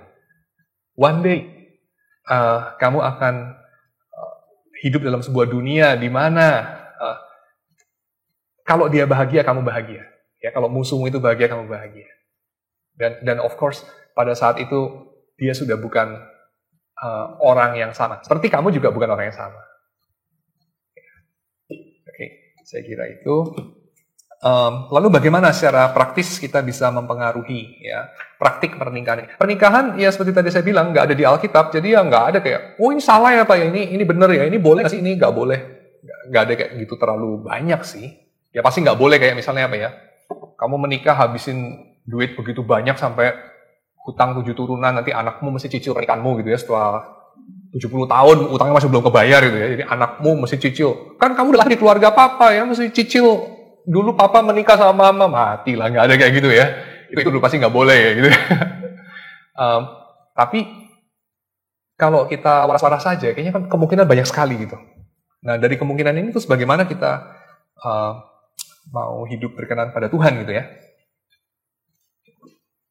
Oke, bagaimana kita berpengaruh di dalam kebudayaan khususnya dalam urusan wedding. Ya, yang pertama saya kira adalah ini ya, bahwa sekarang ini orang terlalu fokus kepada wedding day, karena mungkin narasinya mau jadi Cinderella sehari, lalu kita itu bisa mulai menggeser dengan berbagai cara, ya mengusulkan kalau Anda wedding organizer, Anda punya cara Anda, kalau Anda pejabat gereja, Anda punya cara Anda yang berbeda dengan wedding organizer, kalau Anda fotografer, Anda mungkin punya pengaruh Anda juga. Kalau Anda adalah teman, Anda juga punya pengaruh Anda yang lain, ya. Dan kalau Anda yang punya gedung, pengaruh Anda lain lagi, ya. Untuk Anda menggeser fokus dari wedding kepada marriage, saya kira itu yang perlu diluruskan salah satunya. Marriage itu lebih penting daripada wedding, Ya, dan wedding day itu kenapa kamu pengen bikin wah? Karena kamu mungkin tidak tahu yang lebih baik daripada itu ya. Karena kamu just latah aja ngikutin tren daripada Disney. Yang kedua, barangkali kamu bisa mengusulkan alternatif yang agak lebih mild, ya, yang sama-sama mungkin masih agak egois, tapi masih lebih biblical, adalah honeymoon yang mungkin mesti dikasih budget lebih besar daripada wedding. Kalau sekarang ini wedding sama honeymoon mana budget lebih gede? Kayaknya wedding ya? Ya udah honeymoon ya. Maybe honeymoon itu bisa dikasih budget lebih gede, karena di dalam Alkitab bahkan dikasih tahu kalau orang Israel mau berperang, tapi dia baru nikah, dia harus stay dulu honeymoon berapa lama? Setahun kayaknya ya. Ya kalau orang modern honeymoon jangan setahun kali ya. Nanti dipecat dari kantor gitu. Tapi seringkali orang udah habis-habisan di wedding gitu ya, nggak ada budget buat honeymoon gitu. Tapi wedding itu saya kok nggak gitu percaya orang bisa menikmati wedding ya. Bajunya kamu kan nggak biasa hari-hari pakai baju itu kan nggak nyaman ya, gatel-gatel gitu kan, kaku-kaku gitu. Apalagi yang cewek-cewek pipis aja susah gitu ya, pakai pampers kali itu ya, nggak tahu lah. Dan terus ya, jadi itu kayak nggak natural banget gitu ya.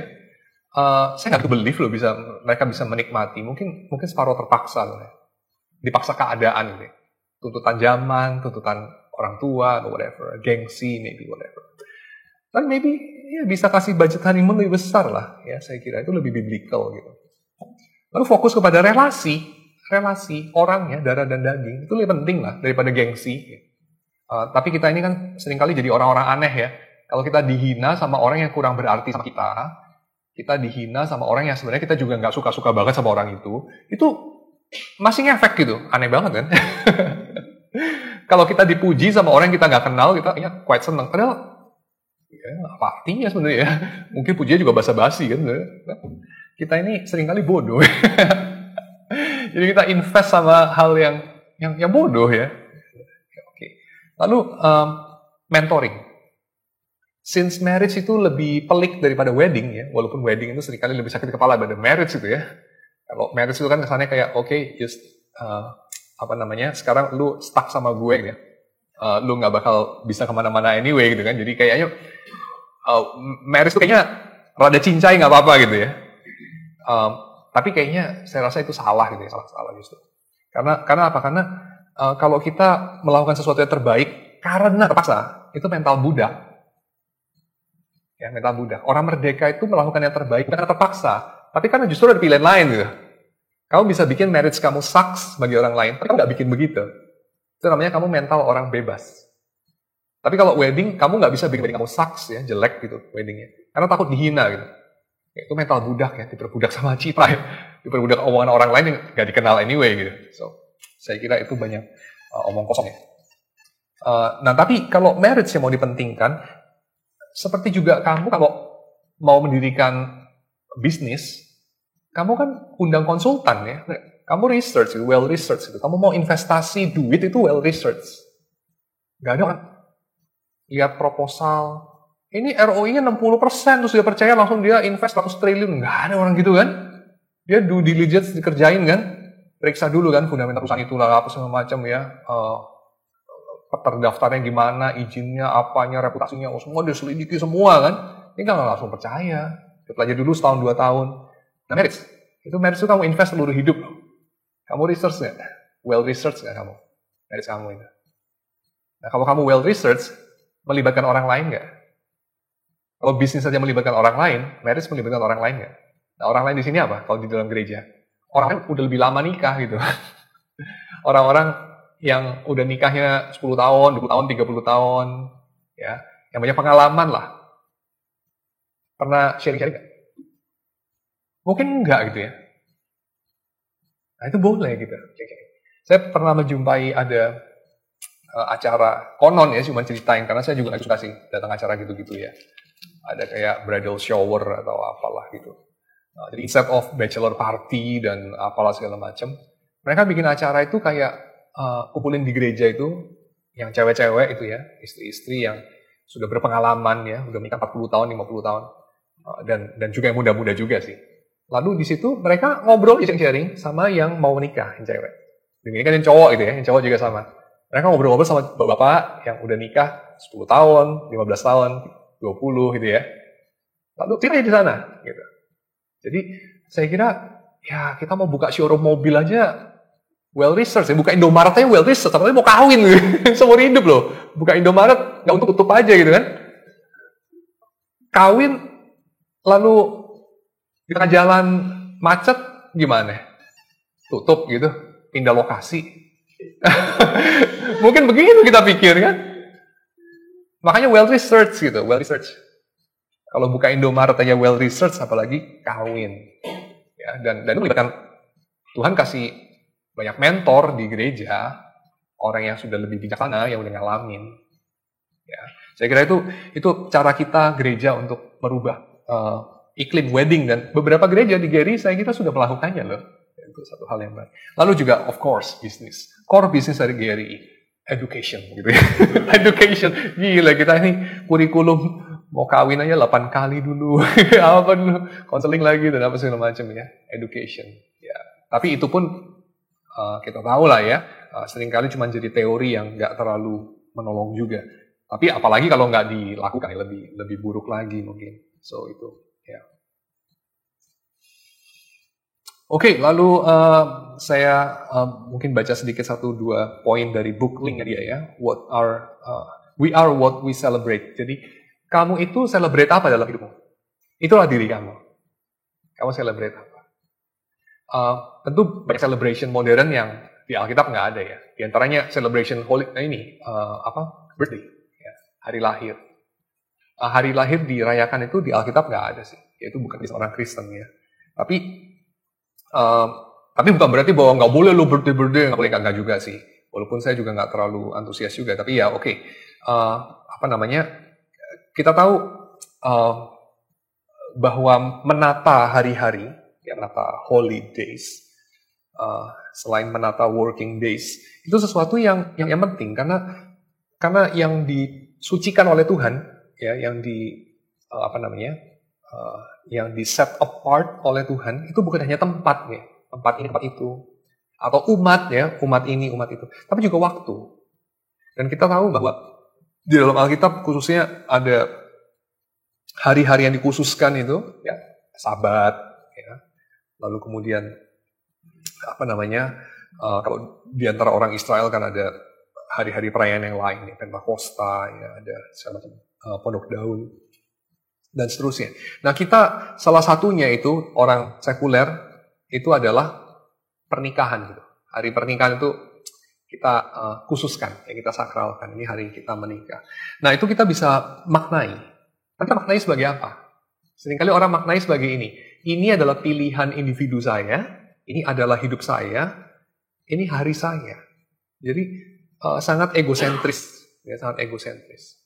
Tapi kita bisa memaknainya ulang sebetulnya di dalam terang kedatangan kerajaan Allah ya.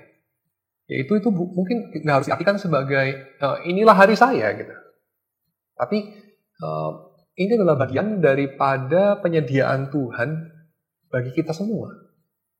Jadi waktu orang menikah, mereka itu bukan hanya memikirkan dirinya sendiri, tapi mereka memikirkan orang lain, mereka memikirkan Tuhan, mereka memikirkan dunia masa depan yang akan diwariskan kepada anak-anak mereka.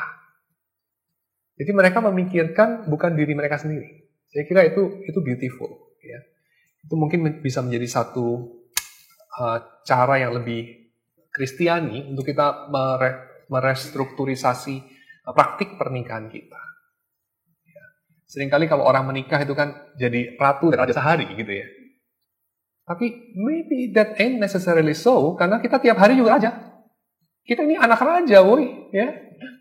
Ngapain lu mimpi-mimpi jadi raja dan ratu saja? Lu tuh udah raja dan ratu. Ya, karena Bapa kita itu adalah raja. Tapi raja macam apa? Raja macam Yesus. Yesus itu raja. Itu namanya redefinition of kingship, of royal family. Kita ini of royal family.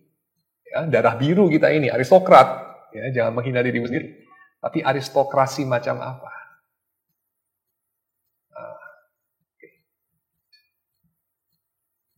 Ya, saya kira itu semua. Nanti terakhir saya akan tampilkan buku yang kita mau pakai untuk kedepannya ya. Buku juga Work Matters, dikarang sama R. Paul Stevens yang kita pernah pakai bukunya Down to Earth Spirituality ya. Tapi itu nanti belakangan lah. Mungkin saudara tanya-tanya dulu mengenai sesi terakhir kita ini dari buku Everyday Theology. Kebanyakan yang mungkin saya lihat sih orang Chinese gitu ya. Kalau lihat untuk misalnya pasangan gitu, kita lihat misalnya dari latar belakang keluarga, ya terutama orang tuanya gitu ya Pak ya. Ya maksudnya bibit bebet bobot gitu ya. Saya liatin kayak misalnya di narasi Alkitab itu juga ya misalnya contoh kayak Abraham aja kan mencari gitu ya. Nah, maksudnya ada tempat nggak untuk itu gitu? Tergantung orang cari ya. Tentu kita tidak siapa aja di pinggir jalan, woi udah lu kawin sama gue gitu ya. Kan pasti nggak gitu ya, nggak ada seperti itu. Pasti menimbang, pasti mencari. Dan waktu mencari itu pasti dia akan mempertimbangkan riwayat, dia mempertimbangkan dari mana orang itu datang, dia mempertimbangkan kalau saya mengikatkan keluarga saya dengan keluarga dia nanti akan jadi apa, ya. Dan itu ada tempatnya dalam Alkitab karena kita melihat misalnya pada zaman Musa dan pada zaman Yosua itu ada satu penegasan diberikan oleh Musa dan Yosua untuk orang Israel tidak mengikatkan diri di dalam covenant, khususnya covenant pernikahan dengan orang-orang Kanaan. Ya. Jadi itu juga sudah ada di dalam zamannya Abraham juga ya, karena Abraham tidak mengikatkan anak-anaknya Ishak misalnya kepada orang-orang lokal di tanah Kanaan. Jadi ya ada tempatnya di situ. Tapi waktu kita kemudian menimbang secara tradisi di luar Kristen, yang kita timbangkan itu apa? Biasanya status sosial, gitu ya. Atau mungkin afiliasi politik, kadang ada afiliasi politik. Ya mungkin statusnya tinggi, tapi negara musuh, jangan gitu kan. Atau dari suku yang lain, jangan gitu. Tapi kalau orang Kristen, saya kira afiliasinya itu beda banget. Karena di dalam Tuhan itu sesama orang Indonesia bisa busuk juga, dari orang dari luar negeri bisa busuk juga, mau yang pendidikannya tinggi bisa busuk, yang rendah juga bisa busuk, dan seterusnya ya. So, yang dipertimbangkan bukan urusan kesederajatan atau kesetaraan status sosial atau keuntungan politis atau ekonomis, tapi yang dipertimbangkan itu adalah bagaimana kita menjadi umat yang hidupnya itu menggarami dunia dan bukan dipengaruhi dunia ini. Ya, jadi ada tempatnya. Tapi kalau dalam narasi Alkitab tempatnya lebih ke arah perjanjian dengan Tuhan, ya, pernikahan kita dengan Kristus itu yang diutamakan kita. Dalam konteks relasi kita sama Tuhan, lantas kita bagaimana menikahkan anak-anak kita. Itu poinnya. Jadi yang lebih relevan nikah beda agama dan segala macam itu yang lebih relevan gitu kira-kira. Walaupun agamanya Kristen nggak tentu ya, dia itu milik Kristus juga, nggak tentu. Ya. Ada 3 hal yang ingin saya tanyakan Pak. Yang pertama tadi dalam pembacaan firman Tuhan tentang kebangkitan. Kebangkitan ada di dalam pengakuan iman rasuli. Misalnya dikatakan di situ kebangkitan tubuh kalau versi di GRI. Tapi di versi gereja lain ada pengakuan iman rasuli kebangkitan orang mati. Apa yang membedakan istilah kebangkitan tubuh dan kebangkitan orang mati? Apa kira-kira reasoningnya kenapa itu? Itu yang pertama. Yang kedua, kalau dilihat dari bacaan firman Tuhan tadi kan sesuatu yang sudah dipersatukan oleh Tuhan tidak boleh dipisahkan. Yang ketiga, di dalam firman Tuhan juga dikatakan bahwa tentang pernikahan lebih baik berdua daripada sendiri. Tetapi kalau kita lihat ada juga orang tidak menikah bukan karena tidak mau atau bukan karena tidak ingin, tapi memang sepertinya belum memiliki jodoh atau tidak ada yang mau. Terima kasih Pak. Oke, yang pertama dulu ya. Ya, ini saya pernah ngobrol-ngobrol sama teman saya juga dari tradisi gereja yang lain ya, gereja Kristen Jawa, ada yang dari GKI dan seterusnya. Lalu, ya memang itu masalah terjemahan juga salah satunya. Tapi kalau kita mengatakan, karena beberapa beberapa komunitas gereja menerjemahkan juga kebangkitan daging gitu ya. Itu mungkin yang paling jarang dipakai lah, kebangkitan daging ya. Karena kalau daging itu mungkin mau menekankan soal materialitas dari tubuh kebangkitan. Tapi bisa sudah tercover dengan kebangkitan tubuh sebetulnya kan. Tapi kebangkitan daging itu agak rancu karena Paulus mengatakan perbuatan-perbuatan daging telah nyata. Lu di akhir zaman bangkit lagi dagingnya gitu. Aneh banget. Flesh, sarx gitu kan.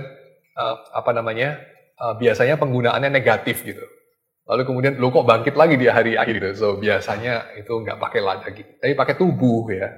Tubuh. Jadi kebangkitan tubuh. Tapi beberapa orang barangkali mau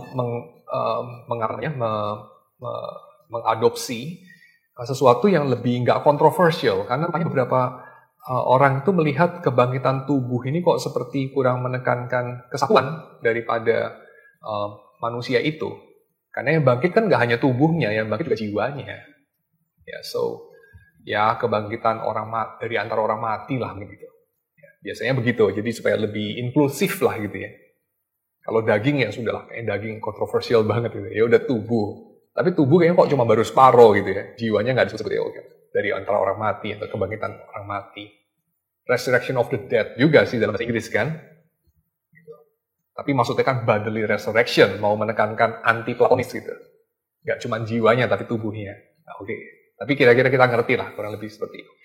Lalu yang kedua, kalau ada orang menganggap ayat-ayat itu sebagai izin untuk bercerai, saya kira ya bagian yang tadi kita baca itu berlaku sih, yaitu Musa itu memang mengizinkan bercerai dan mengatur bagaimana orang Israel bercerai dengan melindungi yang lemah. Biasanya dalam masyarakat patriarkal ya istri yang lemah, perempuan dan anak-anak yang lemah gitu ya. Maka mereka dilindungi dengan cara apa? Mengharuskan si suami menerbitkan surat cerai.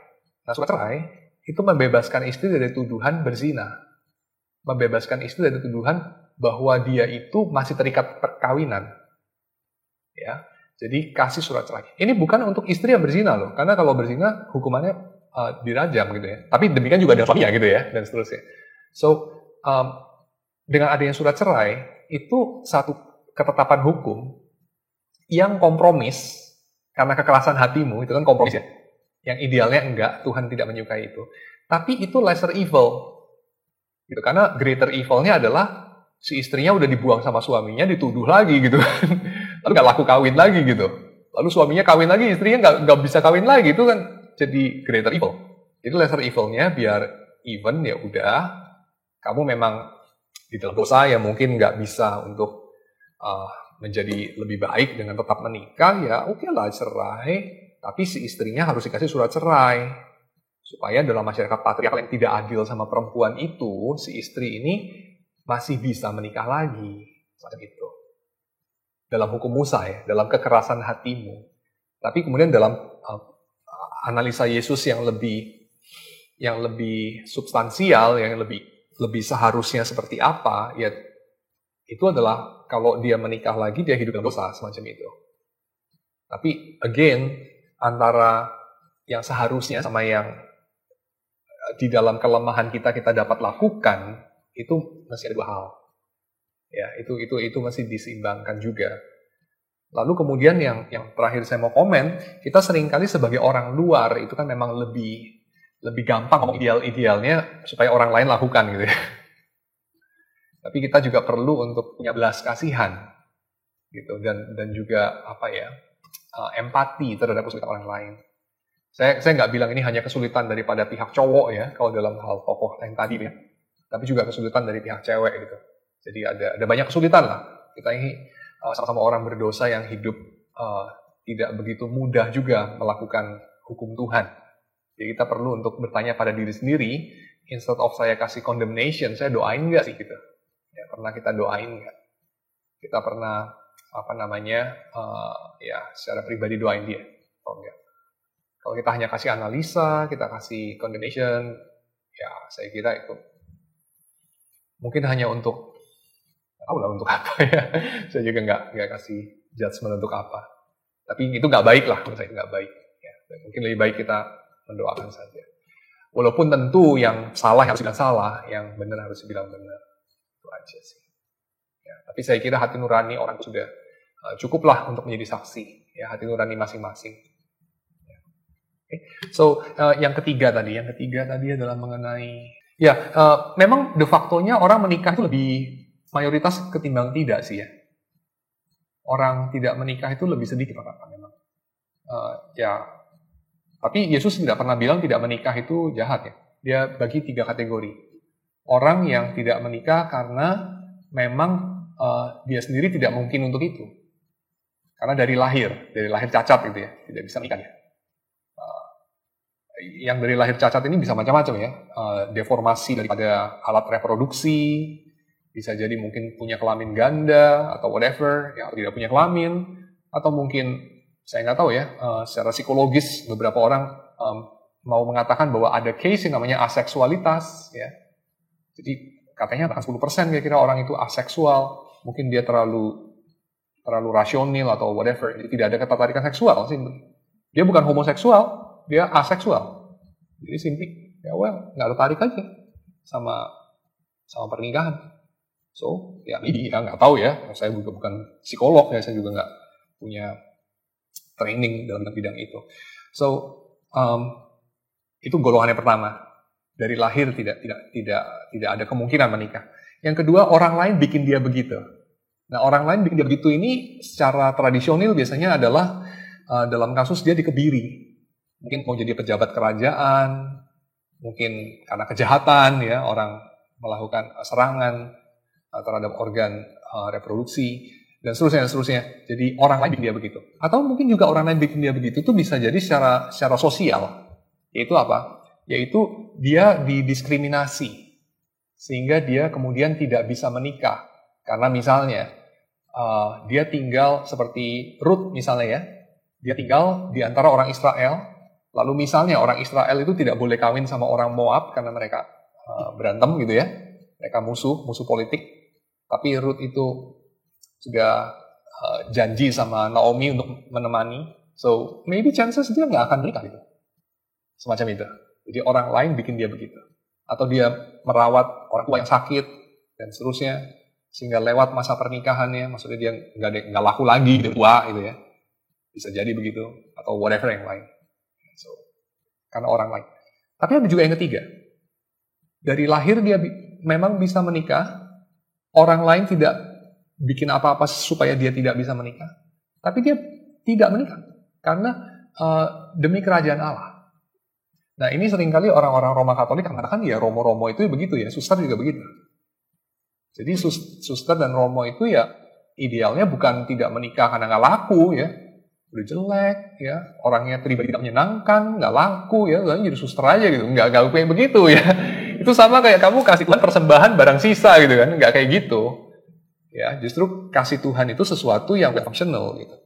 Jadi ya biasa juga ya orang suka bilang beberapa Romo itu kan, aduh udah ganteng, pintar, orangnya baik, sayang ya.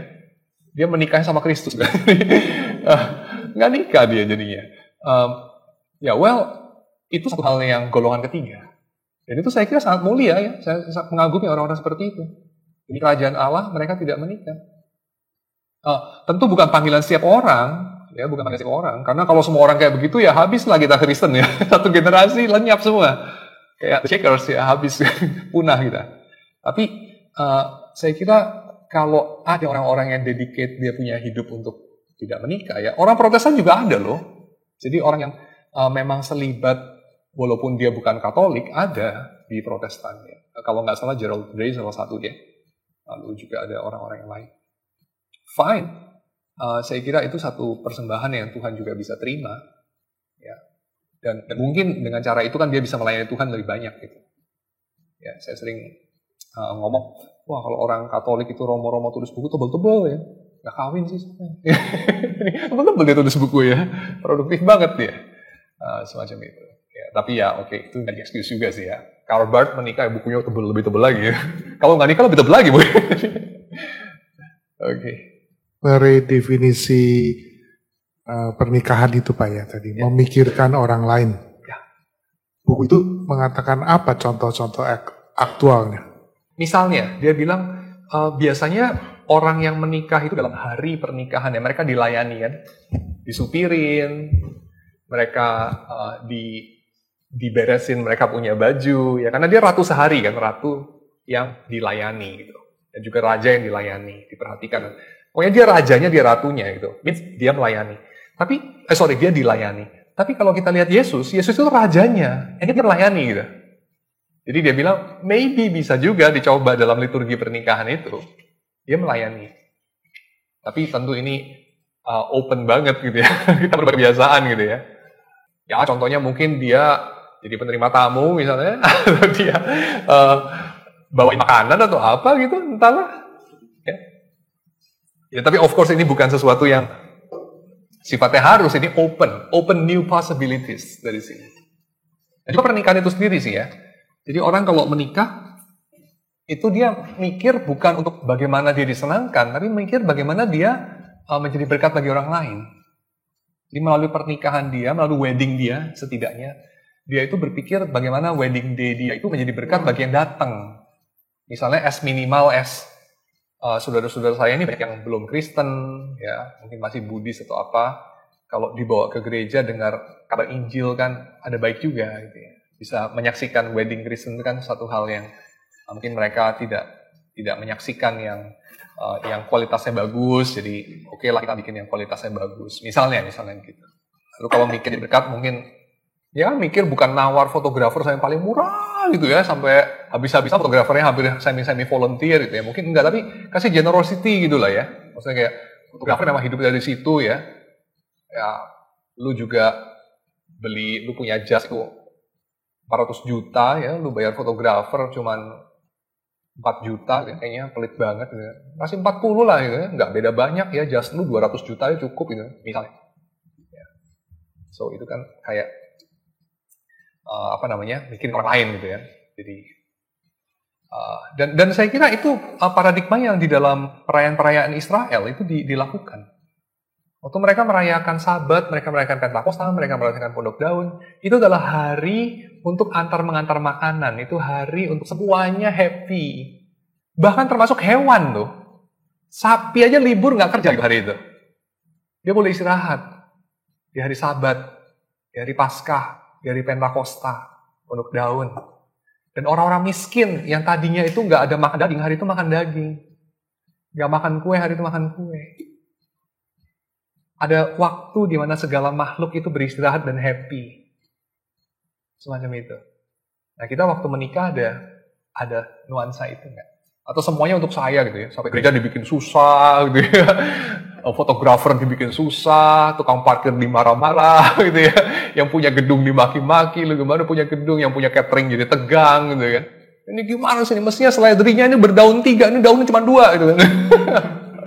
Tapi kan jadi berkat gitu buat orang lain. Sehingga everybody happy. Setidaknya satu hari itu. Misalnya. Dan terakhir kita mesti ingat ini. Terakhir saya mau ingatkan mengenai marriage dan mengenai wedding ya. Kenapa at the end of the day ya. Eschatological point kita itu adegan pernikahan. Jadi Wahyu itu dengan adegan pernikahan. Kenapa ya? Karena manusia, kalau saudara kemarin ikutin kelasnya Paul Wells ya, manusia it's not about nature. Bahkan istilah nature ini Yunani banget sebetulnya. Tapi di dalam Alkitab kita tahu manusia dan Tuhan itu adalah about person. Dan Anda tahu apa bedanya nature sama person? Nah yang ini dari Wells ya, ini dari filosofi. Nature itu menghampiri seorang manusia secara general. Human nature, ya dia Homo sapiens, dia ciri-ciri yang sama antara semua Homo sapiens itu otak gede, misalnya segala macam. Dari generality. Tapi person ini sesuatu yang sangat personal, sesuatu yang sangat partikular. Person itu definisinya adalah apa yang diwakili hanya oleh dirinya. Itu definisi dari person. Misalnya personnya si Yadi, ya hanya bisa diwakili oleh si Yadi. Tapi nature-nya si Yadi ya shared sama Gerin, sama si Andre dan seterusnya ya, sama semua orang. Itu namanya nature. Nah, Tuhan itu person, karena no one like him. Dan tiap kita itu juga person, no one like us loh. Ya nggak? In a way. Personally speaking, ya.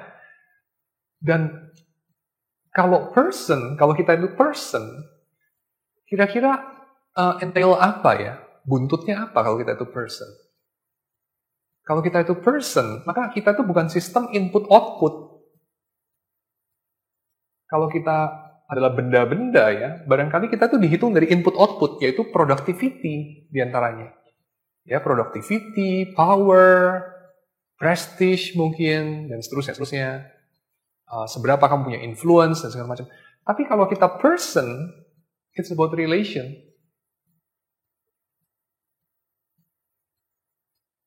Persons, ini bahasa being. Dan being sama being, itu relasinya apa? Relasinya itu ya, being sama being ya interbeing. Apa itu? Aku buat engkau, engkau buat aku. Aku buat engkau, engkau buat aku itu bisa aku menghisap hidupmu, aku mengeksploitasi kamu, aku membuat kamu jadi budakku, atau aku ada bagi engkau, dan kau ada bagi aku. Engkau milikku dan aku milikmu. Itu relasi interbeing. Beda dengan interobjects, interthings, ya itu tadi, ya objek-objek lah. Kita ini bukan objek-objek, kita ini subjek-subjek. So at the end of the day, inbuilt di dalam kita punya kemanusiaan itu adalah relasionalitas. Jadi itu sebabnya creation it's about relation, homo relationis, fall is about brokenness of relation, dan redemption juga about relation. Ya, diperbaruinya relasi itu. Sehingga nggak heran gambaran akhirnya adalah pernikahan. Ya, gambaran akhirnya pernikahan. Oke. Karena pada akhir hari yang paling penting adalah ini. Kamu itu siapa? Di hadapan siapa? Dan bukan kamu itu bisa apa, punya apa, tapi kamu itu siapa? Dan khususnya di hadapan Tuhan, di hadapan orang lain, kamu itu siapa? Dan itu adalah relasinya apa? Pada akhir hari, kalau gambarannya pernikahan. Relasi saling memberi, saling menerima, relasi kasih. Ya, kasih. Kamu itu beloved. Ya. Jadi Tuhan panggil kamu bukan yang menang, yang hebat, yang punya banyak, yang penting, yang bergengsi, bukan.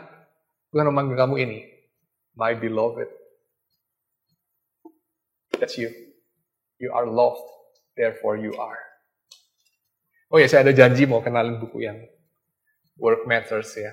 Nah, saya singkat aja, buku ini adalah studi 20 pendek-pendek kasusnya ya. Kasus mengenai pekerjaan dalam cerita Adam Hawa, Kain, cerita Yakub, cerita Yusuf, cerita Bezalel. Bezalel kamu tahu ya, pada zaman Musa. Ada orang namanya Bezalel dan Aholiab, itu ditunjuk untuk bikin tenda pertemuan. Lalu kerja dalam cerita Rut, dalam cerita Daud, Nehemia, Esther. Lalu juga ada selipan tematik, yaitu pekerjaan yang liar antara Tuhan dengan Ayub, pekerjaan yang penuh kemalasan, lalu pekerjaan mengembangkan dunia ini, businessman, lalu pekerjaan yang enigmatik, pekerjaan profesor, dia bilang, peneliti. Lalu masuk kepada tokoh Yehezkiel, tokoh Alkitab lagi ya, Yehezkiel, Daniel, Yunus, itu dalam kitab dalam kitab Nabi-Nabi maksudnya. Lalu kemudian masuk kepada perjanjian baru, itu yang dibahas adalah pekerjaannya Marta, lalu Paulus, lalu Aquila, Priscilla, dan juga terakhir Yohanes. Jadi studi kasus mengenai peran pekerjaan dalam adegan-adegan atau bagian-bagian di dalam Alkitab. Ya. Bagaimana memaknai pekerjaan di dalam dimensi teologisnya. 184 halaman, terbitan Earthmans, terbitan tahun 2012. itu bukunya. Ya, Work Matters. Oke, that's all. Terima kasih untuk perhatiannya. Mari kita masuk dalam doa. Kami bersyukur ya Tuhan untuk waktu yang Tuhan sudah berikan bagi kami dalam bulan-bulan ini untuk kami mempelajari sampai selesai buku Everyday Theology dengan segala bagian Alkitab yang menyertainya dan juga segala secara aktual apa yang kami jumpai dalam keseharian kami di tempat ini, di dalam kehidupan kami di Indonesia. Kami menyerahkan pembahasan pada PA-PA berikutnya, bukan hanya PA dari serial buku, tapi juga PA yang dibawakan oleh Pendeta Bibi maupun oleh Pendeta Jethro, kiranya menyertai, sehingga dalam semuanya itu Tuhan boleh membuat kami lebih melihat kedalaman, keluasan, keindahan dari Alkitab, sehingga melalui kami boleh lebih mengenal diri kami dan lebih mengenal Tuhan juga yang menyelamatkan kami. Terima kasih ya Tuhan, kami menyerahkan sisa waktu malam hari ini dalam tangan Tuhan. Dalam nama Yesus kami berdoa. Amin.